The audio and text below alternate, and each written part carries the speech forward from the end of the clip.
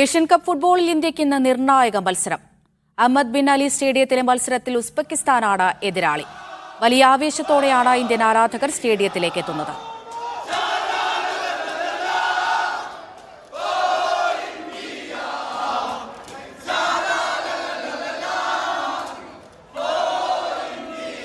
ഫൈസൽ ഹംസ വിവരങ്ങൾ നൽകാനായി ചേരുന്നുണ്ട്. ഫൈസൽ, ഇന്ത്യയെ സംബന്ധിച്ച് ഇന്ന് വളരെ അനിവാര്യമാണ് ജയം.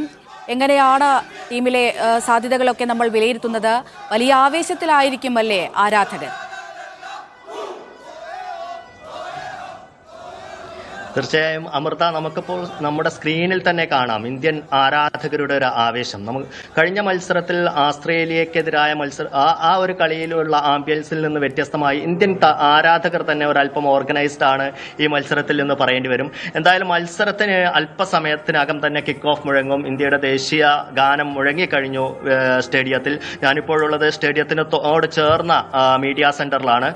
എനിക്ക് അവിടേക്ക് പോകേണ്ടതുണ്ട്. എന്തായാലും ഇന്ത്യയെ സംബന്ധിച്ചിടത്തോളം കോച്ച് കഴിഞ്ഞ മത്സരത്തിൽ നിന്ന് ചെറിയ മാറ്റങ്ങൾ വരുത്തിയിട്ടുണ്ട്. നമുക്കറിയാം, കഴിഞ്ഞ മത്സരത്തിൽ ആസ്ട്രേലിയക്കെതിരെ ആദ്യ പകുതിയിൽ ഇന്ത്യയുടെ ഒരു സ്ട്രാറ്റജിക് ഗോൾ വഴങ്ങാതിരിക്കുക എന്നുള്ളതായിരുന്നു. അതിനനുസരിച്ചാണ് ടീമിനെ ഒരുക്കിയത്. തീർത്തും പ്രതിരോധമായിരുന്നു.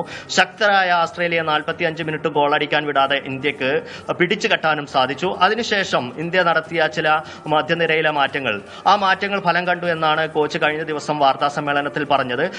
അത് അനുസരിച്ച് ആകാശ് മിശ്രയും അതോടൊപ്പം തന്നെ അനിരുദ്ധ് താപ്പയും ഇത്തവണ ആദ്യ 11-ൽ ഇടം പിടിക്കുകയും ചെയ്തിട്ടുണ്ട്. അതാണ് പ്രധാന മാറ്റം.